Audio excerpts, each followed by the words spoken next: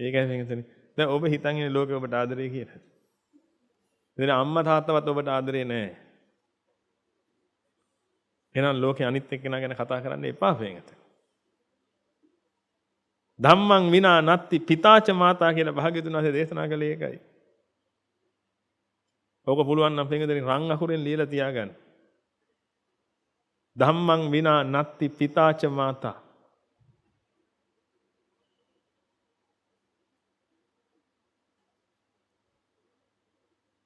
අම්මා තාත්තා කියලා කියන්නේ පින්වතුනි ආදරයේ උල්පත. ගෙදරින් අම්මා තාත්තා කියන්නේ පීඩාවේ උල්පත. පීඩාවේ හිතේ හැදෙනකොට මේ අම්මා තාත්තට අපහාස කරනවා නෙමෙයි පින්වතුනි. මේ පරමාර්ථ සත්‍යයක් කියන්නේ ඒකයි මම කිව්වේ සමාජයේ මිනිස්සු මේක ගන්න එපා. නිතර බණ අහලා නිවන් දකින්න බලාගෙන ඉන්න අය විතරක් මේක ගන්න.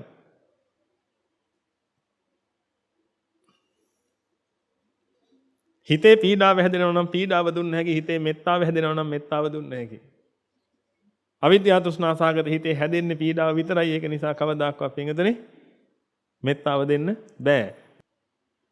හොඳටම දන්නව නේද පින්වතුනි ඔබ හැමෝම සම්බන්ධයක් පටන් ගත්තට පස්සේ ඇලිල්ලක් නේ ඔය තියෙන්නේ, බැඳිල්ලක් නේ ඔය තියෙන්නේ. ඇලිල්ලක් බැඳිල්ලක් තියෙනකොට හැමතිස්සෙම හිතට පීඩාකාරී කියලා දන්නව නේද පින්වතුනි? ඒ බව දැන දැන නෙමෙයිද දැන් මේ කොල්ල ගිහිල්ලා අර ළමයාව කැමති කරව ගන්න හද.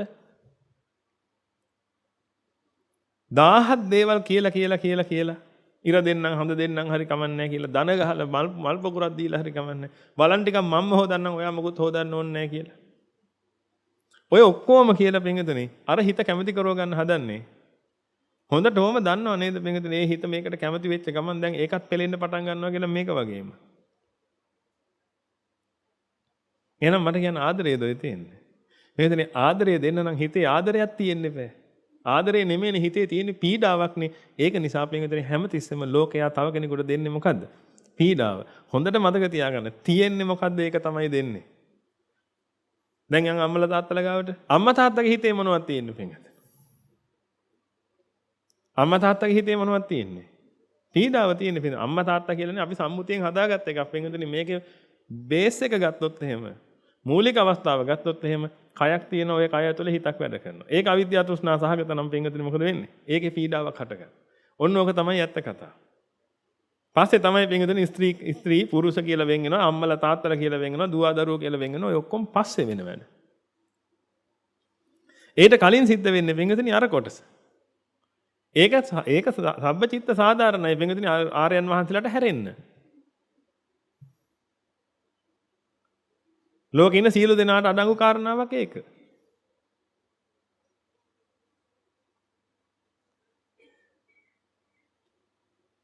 එහෙනම් අම්මා තාත්තගේ හිතේ හටගන්නේ පීඩාවක්මයි පින්වතුනි. ඒක නිසා අම්මා තාත්තා දරුවාට දෙන්නේ හැමදෙස්සෙම මොකද්ද?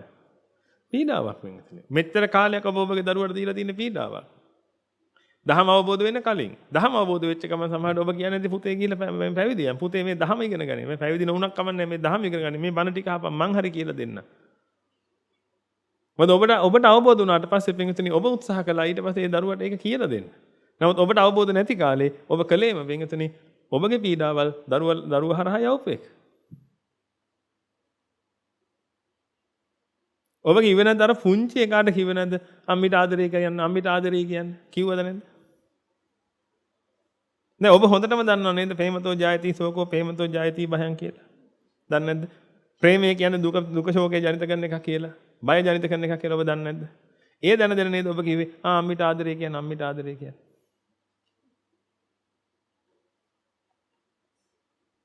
ඔබනේ පින්වතුනි දරුවගේ ජීවිතය අපායක් කළේ. ඒත් ඔබට හරි සතුටුයි නේද? ඇයි ඒ? මගේ දරුවා මට හරි ආදරේ. මන් නැතුව ඉන්න බෑ මගේ පුතාට. කොහොම කියා පින්වතුනි ඔබ සතුටු වෙනව නේද? අමනාප නෑ නේද මෙහෙම කිව්වට? ඇත්තනේ පින්වතුනි මේ. අපි හැමෝම එකතු වෙලා අපි හැමෝම විනාශ කරගන්න ගමන්නේ ඉන්දිය මේකද? හරිනම් ඔබ මේක සමාජයට නෙමෙයි මම මේ බණ කියන්නේ ඔබට. ඒක නිසා YouTube එකේ හරි කමන්නේ සමාජයේ අය බණ ඇහුවොත් අනේ අහන්න එපා. මේක ඔබට නෙමෙයි කියන්නේ මේ තිරහත් කාලයක් තිස්සේ බණ අහන මිනිසුන්ට මේක කියන්නේ. ඔබට මේක ගැලපෙන්නේ නැහැ. ඇත්තටම සමාජයේ මිනිසුන්ට මේ ගැළපෙන්නේ නැහැ පිටුදෙනි. හිතයි මේ මහා පුදුම කතානේ කියන්නේ. කියලා. නැත්තම් පිටුදෙනි ඇත්තටම අම්මා කියන්න ඕනේ පුතේ මට ආදරය කරන්න එපා ඔයා. පුතේ ප්‍රේමය කියන්නේ මහා භයානක දෙයක්. ඇලුනොත් ඒ කාන්තේම දුක් විඳින්න වෙනවා පුතේ. ඒක නිසා ආදරය කරන්න එපා. අපි අතින් අල්ලලාගෙන හිතින් අතහැරලා ජීවත් වෙනවා. ඕකනේ පිටුදෙනි හරිනම් කියන්න ඕනේ. නමුත් ඒක නෙමෙයි නෝනේ. මගේ පුතාට මන් නැතුව ඉන්න බෑ. එක දවසක් ඉන්න බෑ කියලා. අනිත් අම්මා කියනවා අපේ පුතාට නම් දවස් දෙකක් හිටියා කියලා. ඒකනේ අපේ පුතාට එක දවසක්වත් බෑ. දැන් කවුද එතකොට එතන ලොකු? එක දවසක්වත් බැරි එකේම.